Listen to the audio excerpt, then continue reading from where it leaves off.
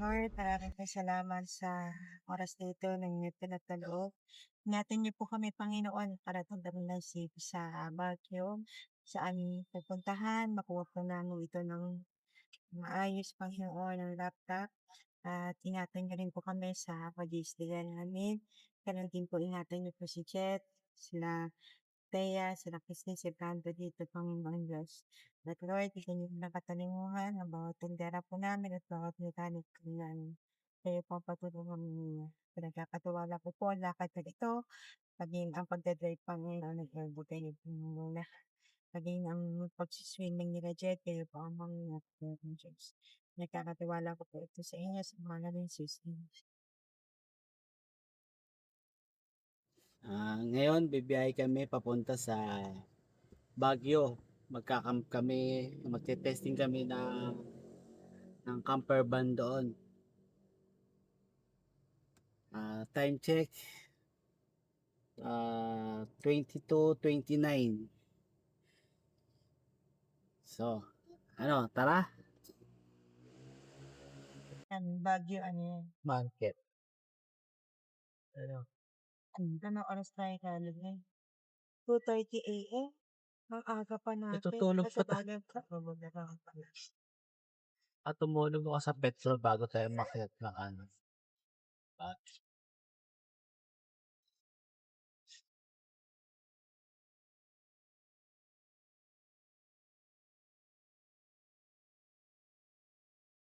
Kailangan makapapangka siya. Nalagpaan. 30 minutes later.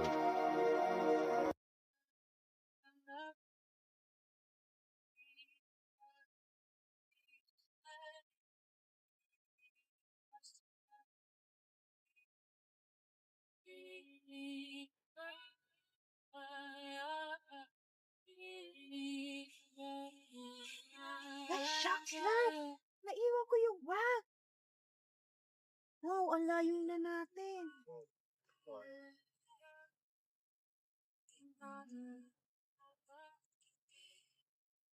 Nandiyan sa ano? Nandiyan sa labas, sa anak. Wala ka sa dala mo. Yung Tupperware eh. Wala. Babalik tayo, wala tayong pera. Naku, sorry. Buti na lang naalala ko. Layo na natin, 30 minutes na. Tignan ko muna sa baka naibaba mo na.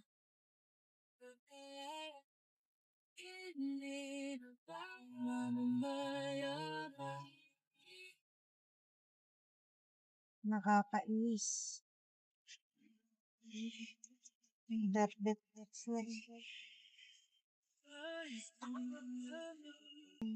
sayang ang gas. Baka nga hindi ko na nadala. Kasi, ang nilabas ko muna yung mga nasaan siya? Ay, tignan ko sa CCTV.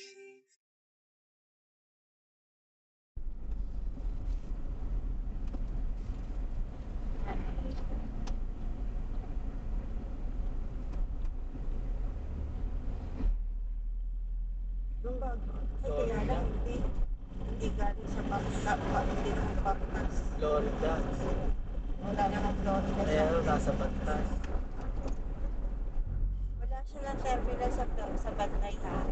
Ano lang yung bagahe lang yun, di ba?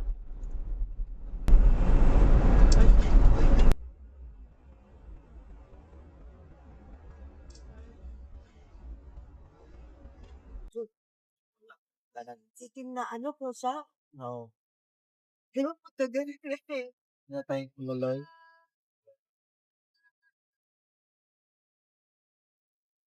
Black nililiputan. Tapos pares pa tayo nakaitim. Huwag na nga.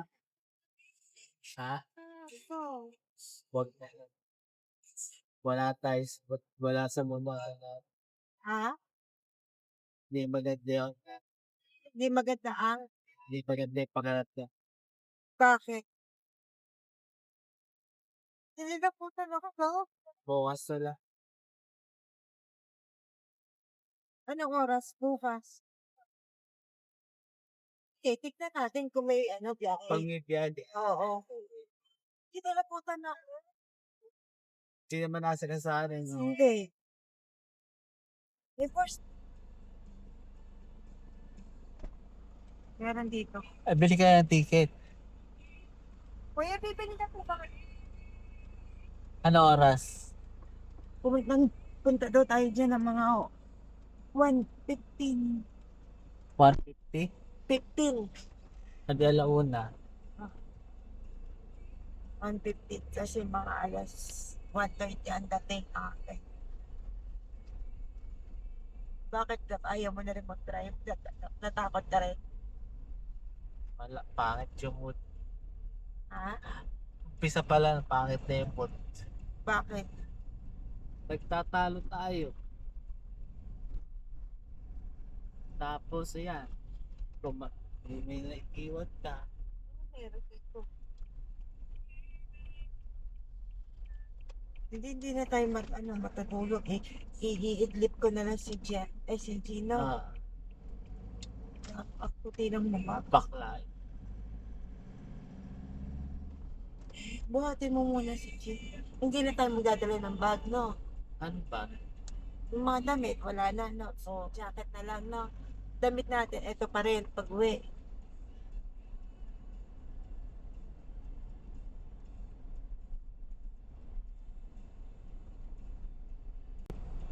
Maglalakad na lang tayo.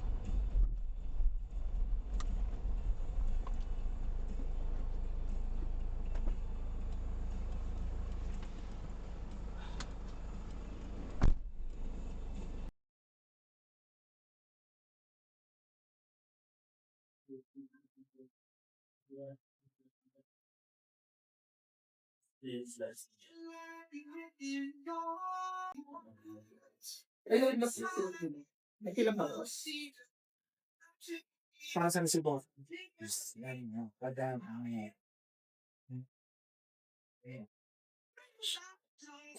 kasi, man. Like, what do you think? Kasi, thanks, man. Thanks, man. Meron sa, usually, like, siya, last, hour.